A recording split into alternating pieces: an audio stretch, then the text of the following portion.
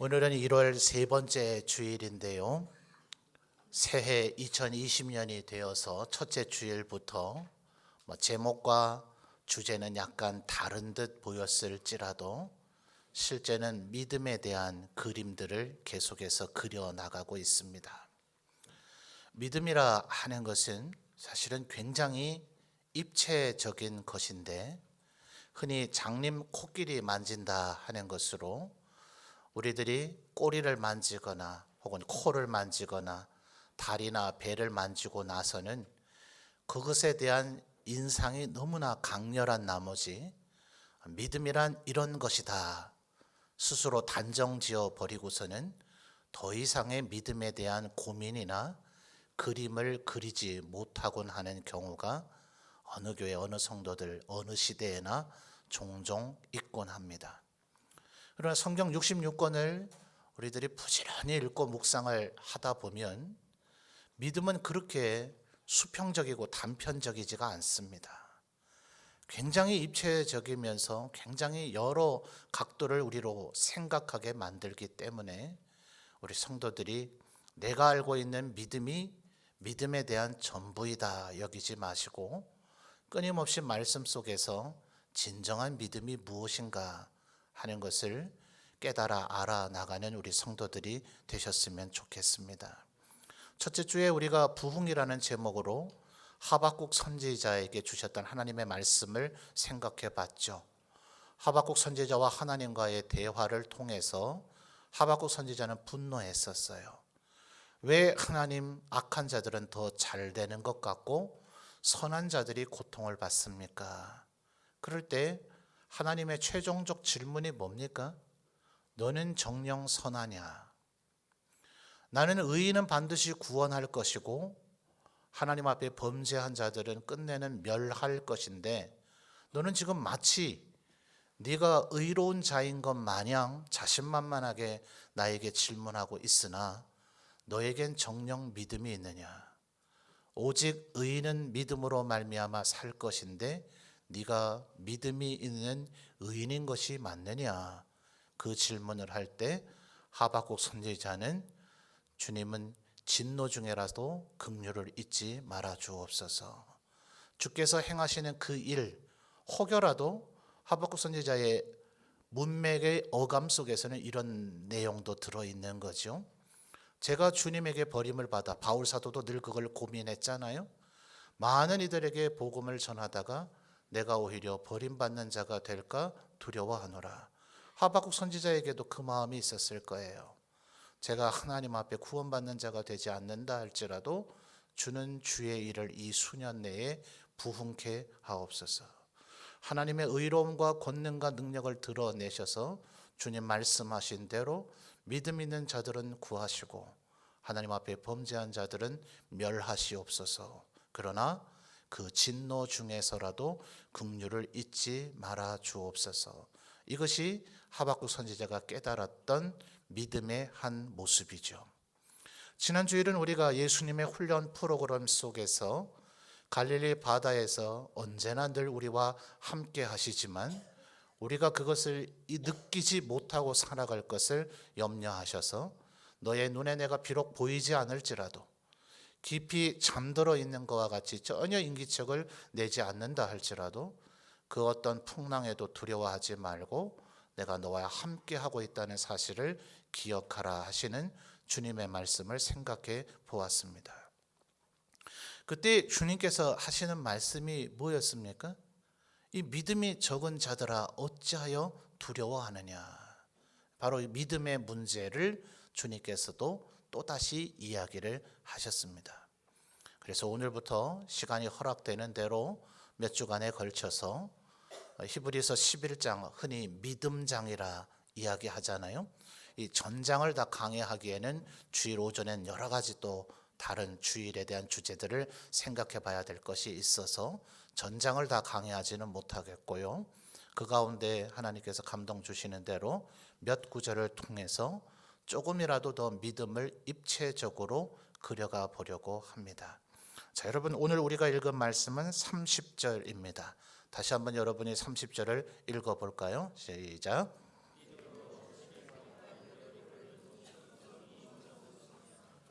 아멘. 여러분, 여리고라 하는 것은 우리 앞에 언제나 있을 수 있는 장벽을 상징합니다. 알려져 있는 바대로는 가나안에 여호수아 장군이 약 7년 반 동안 전쟁을 치러서 31개 도시의 주요 거점을 정복합니다. 주요한 관문을 이미 다 점령했기 때문에 가나안 전역을 다 통제할 수 있게 된 거예요.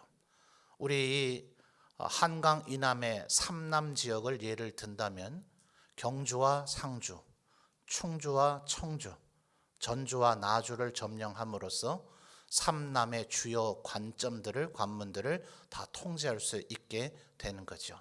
나머지 정복 전쟁은 사사기를 이어서 끊임없이 각자의 사명으로 자기 집 근처, 자기 집 앞은 자기가 분배받은 대로 정복해 나가야 될 개인의 사명으로 남게 됩니다. 근데 그 31개 관문 도시를 정복함에 있어서 제일 견고한 성이라고 해도 과언이 아닐 것이 여리고였어요. 그래서 이 여리고를 하나님께서 정복하게 하시는 그 부분을 보면서 히브리서의 저자는 그것이 곧 믿음이다 지금 라고 얘기하고 있는 거죠. 다시 한번 30절에 뭐라 얘기합니까? 믿음으로 7일 동안 여리고를 도니 성이 무너졌다. 여러분, 오늘 이 말씀을 묵상하면서 여러분도 진정한 믿음을 여러분의 몸에 새기셔서 여러분의 인생에 여러분 앞에 있을 수 있는 그 어떤 여리고 성이라도 무너뜨릴 수 있는 하나님의 권능과 은혜를 누리시는 믿음의 사람들이 다 되시기를 바랍니다. 자, 그런데 며칠 동안 돌았다 합니까? 7일이요. 왜 하필이면 7일일까요? 하나님은 당일날은 그렇게 하실 수 있는 권능이 없으신 건가요? 이스라엘 백성을 여리고 성으로 접근시켜서 그들이 여리고 성을 포위하게 한 후 그 즉시 여리고 성을 무너뜨리실 수는 없으셨냐고요. 왜 하필이면 7일 동안일까요? 여러분, 하나님께서 우리에게 무엇이든 애초부터 다 주실 수 있죠.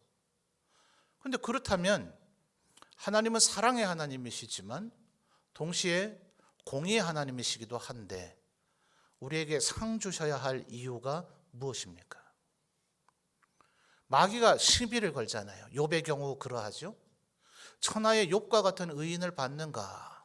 마귀가 뭐라 그래요? 하나님, 욥처럼 그렇게 모든 거 다 채워주면 누가 하나님께 찬양하고 영광 돌리지 않겠습니까?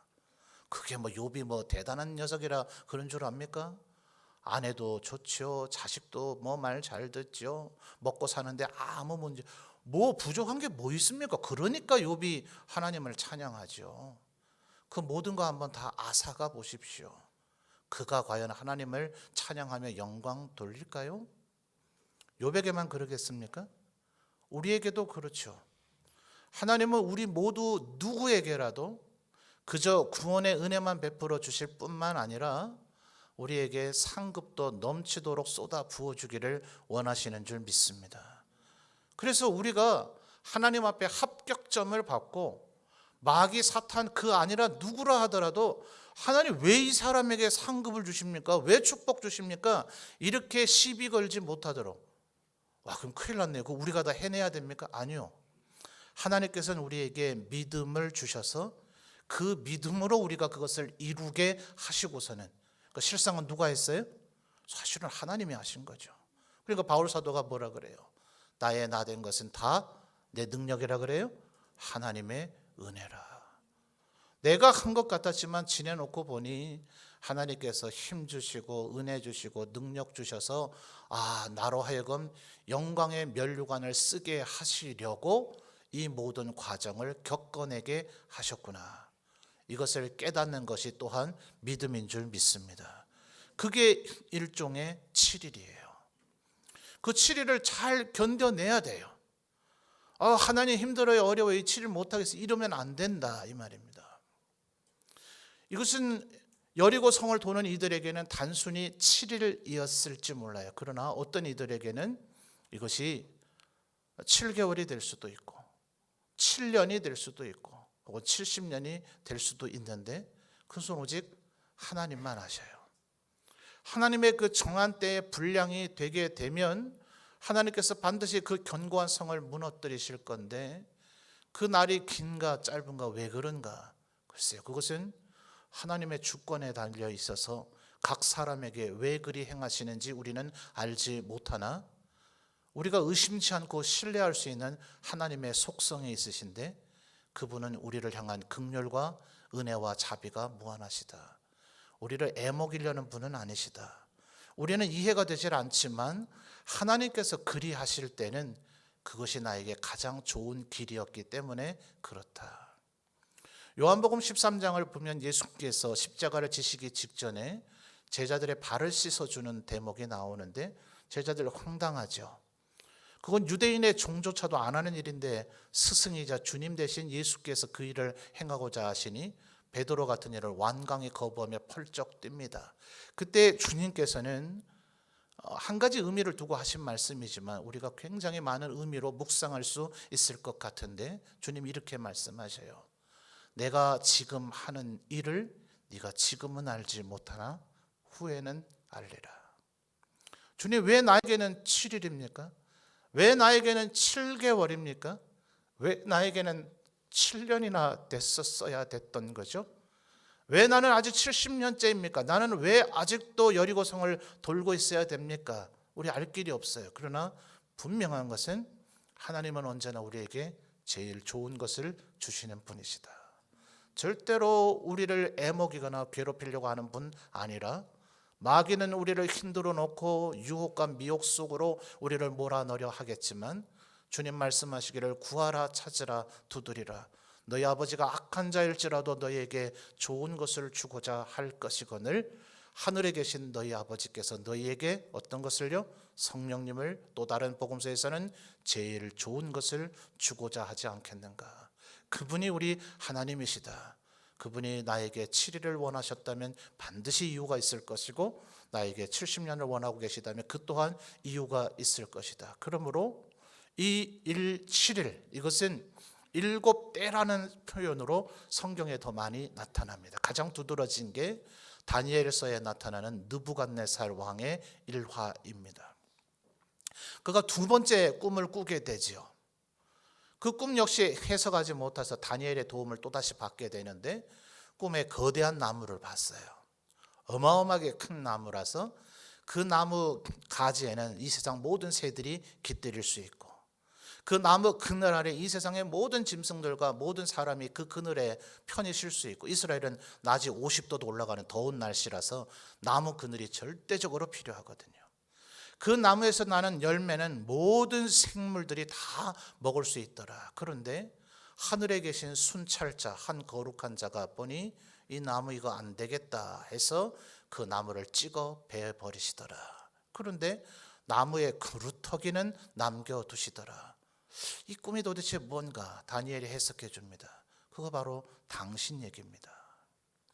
하나님께서 이 세상 누구라도 높은 데에 세우기도 하시고 낮추기도 하시고 부유하게도 하시고 가난하게도 하시고 건강하게 하기도 하시고 질병에 있게 하기도 하시는 하나님은 누구라도 천하 누구라도 그렇게 하실 수 있는 분이시라서 내가 잘된 줄로 여기면 안 되고 바울 사도의 아까의 고백처럼 나의 나 된 것은 다 하나님의 은혜다 이렇게 겸손히 살아야 되는데 당신이 그것을 모르고 당신이 잘나서 그렇게 된 줄 아니 하나님께서 그것을 깨닫게 하시고자 하는 것이다.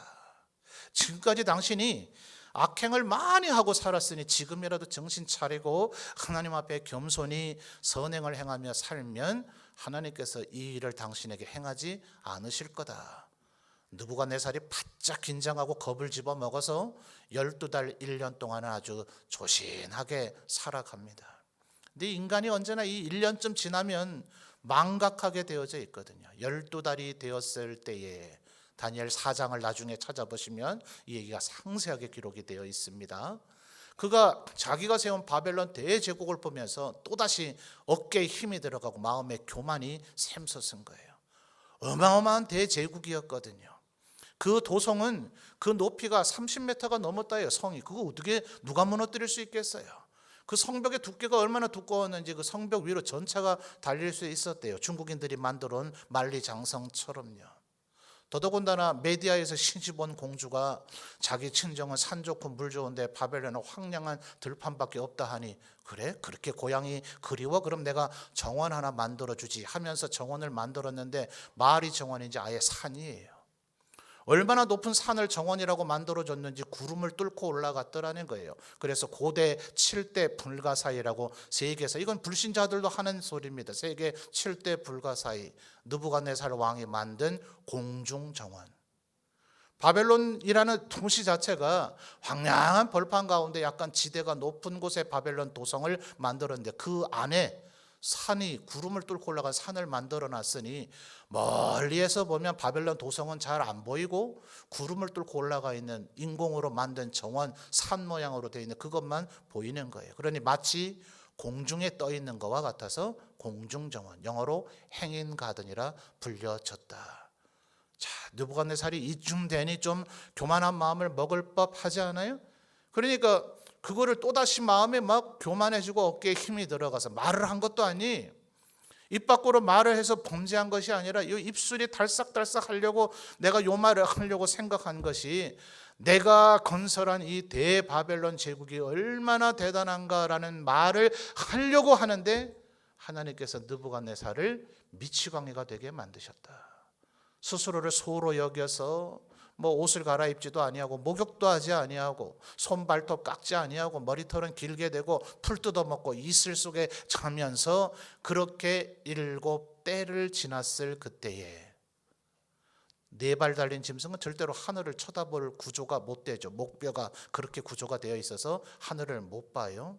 그런데 하늘의 하나님이 느부갓네살의 정신을 잠깐 돌아오게 하셨을 그때에 내가 하늘을 우러러 하늘에 계신 하나님께 회개하니 내 정신이 제정신으로 돌아왔더라. 그래서 다니엘 4장은 다니엘이 하고 있는 얘기가 아니라 느부갓네살 왕이 바벨론 제국의 모든 신민들은 내 얘기를 꼭 귀담아 듣기를 바란다. 하나님만이 진정한 하나님이시다. 기이한 일이죠. 이방의 그 악한 자로서 제일 손꼽힐 이방의 정복 군주가 자기 입으로 하나님만이 참된 하나님이다 라는 것을 선언하는 놀라운 일이 벌어졌어요. 그렇게 느부갓네살이 하나님의 참된 하나님이심을 깨닫게 되는 기간이 얼마라고요? 7때란 말이에요. 여러분, 성경에서는 이 7이라고 하는 숫자가 얼마나 많이 나오는지 몰라요. 그와 반면 3.5라든지 7의 얼마입니까? 절반이죠. 6이라든지 7에서 하나가 모자라죠. 단순한 수학적 수치 비율의 개념이 아니라 7과 대조할 때 전부 불완전하고 불완성이 되어 있는 거예요. 그래서 7은 흔히 그래서 우리 신학자들이 표현하기를 완전수라, 6이나 3.5는 마귀의 수며 불완전한 수고 하나님을 거역하고자 했으나 실패한 수다. 왜 하필이면 7일인가? 이건 단순한 7일이 아니란 말이에요. 우리에게 7개월이 될 수도 있고 7년이 될 수도 있고 70년이 될 수도 있는데, 하나님께서 아시는 우리의 믿음이 성장되었을 때에 너에게 이제 여리고성을 무너뜨려 줘도 되겠구나 라는 그때가 되었을 그때에 하나님께서 능력을 행하신다 하는 거예요. 근데 말이에요, 이 7일이 차라리 하나님께서 나중에 여호수아 6장을 가서 집에서 다시 잘 보시면 이 스토리가 쫙 나와 있습니다. 하나님께서 좀 차라리 첫째 날은 여리고성의 동문을 공격하라, 둘째 날은 동문을 공격함과 동시에 서쪽문에서 꽹과리를 치고 소리를 질러라, 셋째 날에는 북문에다가 불을 질러라, 뭐 이러면 인간들이요 그 계획에 따라 움직이는 걸 오히려 더 잘 할 수 있습니다. 근데 하나님 뭐라 그랬어요? 첫째 날부터 6일까지는 아무 소리도 내지 말고 말 한마디 뻥끗하지 말고 성만 한 바퀴씩 돌고 되돌아오라. 쉽죠? 더 쉽잖아요. 더 쉬운데 공격하다 보면 반드시 이스라엘 군사들 중에도 죽임을 당하는 이들이 생겨나게 돼 있어요. 사상자가 생겨납니다. 근데 희한하게 인간은 이래야 더 재미가 있나 봐요. 오히려 더 쉬운 일 하라 그러면 이까짓 것 한다고 여리고성이 무너지겠나? 이렇게 해가지고 내가 문제가 해결이 되겠나? 이러면서 하나님의 말씀을 더 신뢰 못한단 말이에요. 첫째 날은 아마 엄청난 긴장 속에서 여리고성을 돌았을지 몰라요. 둘째 날, 셋째 날 좀 되어지면 이제 눈동자를 좀 굴려가면서 여리고성도 관측도 좀 하고 말이죠. 야, 의외로 성벽이 그렇게 두꺼워 보이지 않는데, 성벽이 그렇게 높지도 않지 않아? 저 여리고성의 군대 무장 상태도 그렇게 뭐 대단한 것 같지는 않은데, 이런 생각들을 좀 들 수가 있어요. 넷째 날, 다섯째 날, 여섯째 날 좀 되면 엄청난 회의감에 빠져들죠. 내가 지금 뭐 하고 있나? 내가 바보가 이거 지금 언제까지 해야 되나? 정말 이렇게 한다고 해서 성이 무너질 수 있는가? 이런 5만 가지 생각이 들 수 있을 때란 말이에요. 여러분, 목사들이 설교를 잘한다 못한다 이런 평한다는 게 좀 뭐 어폐가 있긴 합니다만, 제가 신학교를 다닐 때에 그래도 우리 한국 안에서 정말 이분의 설교는 누구라도 정말 감탄하고 탐복하는 분이 계셔서 신학생들에게 설교 준비는 이렇게 하라, 이런 이제 세미나를 한번 한 적이 있어요. 제가 그걸 들었는데 가장 기억에 남는 건 이런 겁니다. 네가 설교할 본문을 정하거든 그 본문을 무조건 50번은 읽으래요. 그 중에 마지막 한 5번은 영어로 읽든지 아주 다른 나라의 언어로 그것을 읽으랍니다. 그러면서 하시는 말씀이 한 30번쯤 읽다 보면 내가 지금 이게 뭔 짓 하고 있는 건가? 내가 바보인가? 스스로 회의감이 들 거래요. 그런데도 그 50번을 채우고 나면 목사에게 가장 고민이 뭔지 압니까? 이 본문을 읽고 지금 무슨 설교를 해야 되지? 이러면 이거 정말 죽을 맛이에요. 그게 안 풀리면 잠이 안 오고 밥맛이 떨어집니다. 그런데 그분 하시는 말씀이 그렇게 50번을 읽다 보면 무슨 설교를 해야 될까가 고민이 되는 게 아니라 하고 싶은 말이 너무 많아서 이 가운데 덜 중요한 걸 뭘 빼야 될까, 오히려 설교를 줄이는 데에 네가 고민을 하게 될 것이다. 제가 그분 말씀대로 그대로 해봤더니 그분 말씀하신 그대로 됩니다. 한 30번 이상 읽고 나면 그때부터는 진짜 해야 되나? 이미 오늘 우리 지금 한 절짜리잖아요, 본문. 이러면 차라리 쉽죠. 근데 본문 단락이 10절, 20절, 한 50절 되면 그거 50번 읽는 것도 만만치 않죠. 근데 신기한 거는요, 한 10절쯤 되는 본문을 한 50번 읽으면 한 40번쯤 읽다 보면 눈은 1절 보고 있는데 머릿속에 이미 7, 8절이 떠올라요. 그런데도 읽어요? 그런데도 읽으려고 하니까 내가 바보짓 하는 것 같단 말이에요. 하기 싫어요. 아니, 머릿속에 이미 다 들어있는데 이걸 또 읽으라고? 그런데 정말 우직하고 담백하게 순종하면서 50번 읽으면 그때는 이제 진짜 할 말이 너무 많은 거예요. 3시간, 4시간도 하고 싶은 얘기가 많으나 성도님들이 그걸 다 수용 못하고 다 견뎌내지 못하실 테니 가장 중요한 것만 추려서 설교할 수 있도록 되더라는 거예요. 여러분, 교회 안에서 하는 얘기가 아니라 세상에서도 이렇게 얘기해요. 여러분이 어떤 부분에 대해서도 전혀 문외한이라 그러죠. 그쪽에 대한 아무런 지식이 없더라도 10년간만 그 일을 계속해서 해보라. 그러면 어느 영역이든 어지간한 영역이면 그것의 전문가가 될 수 있을 것이다. 그게 일종의 지금 하나님께서 말씀하시는 7일이고 7때입니다. 하나님께서 명하시는 시간, 그것은 7일이 될 수도 있고 어떤 분에게는 단 7분이나 7시간이 될 수도 있어요. 제가 지금 7일, 7개월, 7년, 70년 이러니까 와, 어마어마하게 긴 기간인가 보다. 아니요, 하나님의 뜻은 어디에 있는지 몰라요. 분명한 것은 주님의 사인이 있을 때까지 오늘 여전히 별것 아닌 것부터 보이는 그 일을 내가 행할 수 있는가? 이것이 뭐예요? 이게 바로 믿음이다라고 지금 히브리서의 저자는 이야기하고 있는 거예요. 여러분, 주일날 오전 11시에 이렇게 와서 하나님을 예배하면 내 인생의 문제가 해결이 됩니까?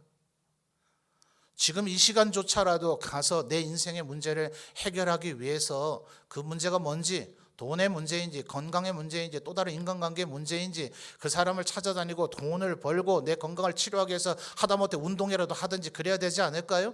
이 시간 하나님 앞에 예배하는 이게 과연 우리의 인생을 바꿔놓을 수 있을까요? 하나님의 말씀을 읽고 그까지 지식을 조금 더 알고 그 내용 스토리를 이해한다 하고 하나님의 말씀을 이해한다고 내 인생이 바뀌나요? 보이지 아니하시고 듣지도 정말 듣고 계신지 때로 의심조차 되어지는 그 하나님 앞에 언제라도 내 마음속에 어떤 감동과 울림이 있기는 하지만 한 번도 하나님의 음성을 내가 들어본 이 귀로는 지금 이 개목사의 이 목소리 같은 이 인간의 목소리 같은 이런 소리로는 뭔가 들어본 적이 내가 없는데도 불구하고 여전히 기도를 하면 내 인생이 과연 바뀌냐 말이에요. 이게 믿음이란 말이에요. 7일이 될 때까지 7대가 될 때까지 그 여리고 성이 무너질 때까지 그곳을 돌라 걸으라. 거기에 순종할 때에 하나님의 능력의 역사가 일어나더라 하는 겁니다. 아멘입니까?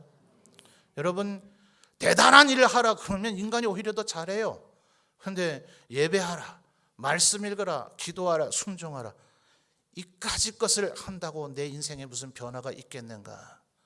믿음 있는 사람은 순종하고 순종함으로 하나님의 능력의 역사가 일어나게 되더라 하는 것입니다. 여러분 그러면 내가 안 하던 일을 10년간이라도 한다면 전문가가 된다. 그래? 이제 명절이 다가오면 우리 성도들 가운데 더러 광 파는 분도 계실 것 같은데 한 10년간 광 팔면 전문가가 됩니까? 되겠죠. 근데 그 전문가 해가 뭐 할 거예요? 7일 동안 돌면 하나님께서 문제를 해결하신다 하면 무엇이든 내가 하면 되는가? 지금 내가 하는 일이 무슨 일이든 무조건 계속해서 성실하게 지치지 말고 뚝심 있게 계속 그 일을 하라는 건가? 아니죠. 하나님께서 뭐라 하셨습니까? 가나안 땅을 내가 너희에게 주리니 너희는 여리고 성을 정복하라. 그런데 너희의 손을 움직여야 할 이유는 없을 것이다. 내가 그 성을 너희에게 주리라. 지금 뭐 때문에 여리고 성을 돕니까? 하나님의 말씀이 있었기 때문에 여리고 성을 돌고 있는 거죠. 돌고 있는 모습에도 마찬가지입니다. 하나님의 법궤를 제일 중앙에 두고 이스라엘의 군대를 두 군대로 나눠서 전군과 후군이 전군은 앞에서 행진하고 중간에 하나님의 법궤가 행진하고 후군이 뒤를 따르면서 행진을 하라는 거예요. 이스라엘 군대 전체로 보면 법궤는 어디에 있어요? 정중앙에 하나님의 말씀 10계명이 기록되어 있는 것을 넣어놓은 하나님의 법궤를 정중앙에 위치하라는 거예요. 이 말은 무슨 말이에요? 하나님의 말씀대로 살아가는 나날이 7대가 되어질 때 그것이 믿음이라는 거예요.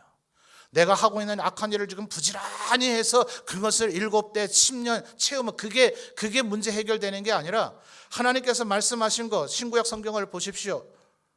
3분의 1은 무엇을 하라? 3분의 1은 하지 말라예요. 내 원수를 사랑하라. 간음하지 말라. 살인하지 말라. 주 예수 그리스도를 사랑하라. 내 이웃을 내 몸과 같이 사랑하라. 이 주님의 말씀을 언제나 내 삶의 중심에 두고 그까짓 거 한다고 과연 내 인생의 변화가 일어나겠냐고요. 원수를 사랑하면 오히려 나를 업신 여길 텐데 과연 그것으로 내 인생의 변화가 일어나겠냐고요. 아니요. 법궤를 중심에 두듯 하나님의 말씀을 중심에 두고 그렇게 7대를 보내게 될 때 반드시 하나님께서 그 견고한 여리고성을 무너뜨려 주시겠다고 약속하셨다는 거예요. 그러니까 법궤를 언제나 두고. 여러분 사무엘서를 보면 홈리와 비느하스라고 하는 사람이 그때는 하나님 명령이 없었거든요. 하나님 명령 없는데 하나님의 법궤를 블레셋과의 전쟁으로 끌고 나와서 아마 이 여리고 성의 이 사건을 기억했던 것 같아요. 법궤만 가지고 나가면 우리가 이길 수 있지 않을까. 어떻게 됐어요? 처참하게 패배하고 홈리와 비느하스는 전사하고 여호와의 법궤는 오히려 블레셋에게 빼앗기는 참담한 일이 벌어지더라는 거예요. 그러니까 법궤 함부로 가지고 나가면 안 되죠. 첫째 날 가지고 나가서 여리고 사람들에게 야 우리한테는 하나님의 법궤가 있어 너희들 똑똑히 봤지 겁 좀 내는 게 좋을걸 이러고 나서 잘 모셔놨다가 7째 날 다시 모시고 나오는 게 낫지 않을까요? 근데 하나님 뭐라 그래요? 매일같이 언제나 하나님의 말씀은 내가 필요할 때만 꺼내드는 말씀이 되면 안 된단 말이에요. 매일같이 하나님의 말씀이 내 삶의 중심에 있어서 그 말씀이 우리를 인도하시는 대로 시편 119편에서 뭐라 그래요? 하나님의 말씀은 내 길의 등이요 내 발의 등불입니다. 어두운 길을 간다고 생각을 해보세요. 하나님의 말씀이 아니고서는 한 치 앞도 갈 수 없는 그 길 언제나 하나님의 말씀을 내 삶의 중심에 두고 걸어갈 때에 이 7일이 의미 있고 믿음의 7일이 되어진다 하는 거예요. 본께만 모시고 가라는 게 아닙니다. 이스라엘족 백성에게 또다시 조건이 있어요. 절대로 아무 소리도 하지 말고 오직 제사장들의 양각 나팔 소리만 울리라. 7째 날만 외쳐라 하는데 그 7째 날이 되기 전까지는 절대로 그 어떤 말도 하지 말라. 왜 그러셨을까요, 여러분? 6일 동안 여러분 이스라엘 백성들이 어떤 말을 하고 싶었을까요? 그들이 하고 싶었지만 차마 하지 못하고 불순종하면 안 되니 하진 않았을 거예요. 하지 않았던 그 말, 어떤 말을 하고 싶었을 거라 생각하십니까? 여러분 한번 상상력을 한번 동원해 보세요. 야, 이거 여호수아 장군이 하나님께 들은 말씀 맞나? 진짜 이렇게 바보같이 멍청하게 지금 이렇게 7일 동안 걸으라고 한 건 맞겠나? 이런 얘기 하지 않았을까요? 만약 했다면. 야, 여리고성 보니까 의외로 그냥 우리가 쳐도 될 것 같지 않나? 이런 얘기 좀 하지 않았을까요? 야, 이것도 일이라고 걷다 보기 힘들다, 그자? 이런 얘기 하지 않았을까요? 여러분은 어떤 얘기를 했을 거라고 생각하십니까? 제가 생각하건대 그들이 만약 말을 했다면 인간의 속성이 그러하기에 단연컨대 95% 이상은 부정적인 얘기를 했을 거예요. 하나님 뭐라고 얘기하신다고요? 말하지 마라. 그날이 될 때까지 말하지 마라. 내가 반드시 여리고성을 무너뜨려 줄 터이니 그날이 될 때까지 입을 다물고 오직 뭐만요? 제사장들의 양각 나팔 소리만 울리게 하라. 그럼 뭐예요? 양각 나팔은 하나님께 올려드리는 찬양이거든요. 여러분 민수기에서 이스라엘 백성들이 12명의 정탐꾼을 보냈다가 얼마나 홍역을 치렀습니까? 10명은 불신앙적인 보고를 하고 오직 여호수아와 갈렙만이 가나안 땅에 들어가면 정복할 수 있다 하니 온 백성들이 다수 10명의 얘기에 깨춤을 추면서 우리가 애굽에서 괜히 나왔다, 이제 가나안 땅에 들어가면 죽게 되었다 하니 하나님께서 진노하셔서 뭐라고 얘기하십니까? 너희의 말이 내 귀에 들린 대로 내가 해주리라. 너희는 못 들어간다 했으니 너희 모두 여호수아와 갈렙을 제외하고는 이 광야에서 죽게 될 것이다. 주님 우리에게 왜 입을 다물라 하는지 아시겠습니까? 주님 우리에게 벙어리가 되기를 원하시는 게 아닙니다. 이 7일이 되기까지, 그날이 될 때까지, 하나님께서 여리고성을 무너뜨리게 될 때까지 너희의 입은 다물고 오직 제사장들을 통하여 울려 퍼지는 양각 나팔 소리만 울려 퍼지면서 하나님의 법궤를 중심에 두고 이 날을 걸으라. 뚝심 있게 걸으라. 그러면 그날 이 성이 무너져 내리리라. 아멘입니까? 이것이 믿음이더라 하는 거예요.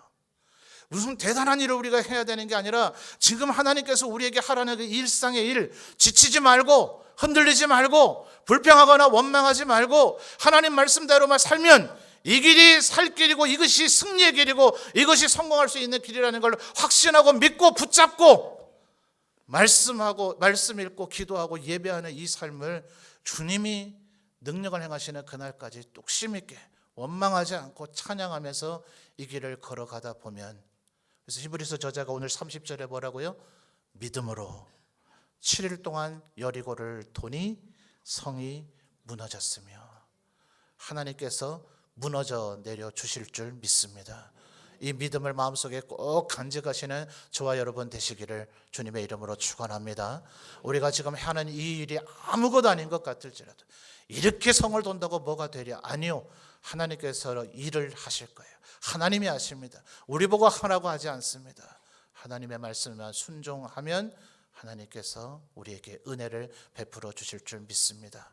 여전히 오늘 우리가 해야 되는 일을 믿음으로 입을 다물고 양각 나팔을 울리면서 말씀을 우리의 중심에 두고 주님이 위대한 일을 행하시는 그날까지 흔들림 없이 지침 없이 끊임없이 걸어가시는 저와 여러분이 되시기를 주님의 이름으로 축원합니다.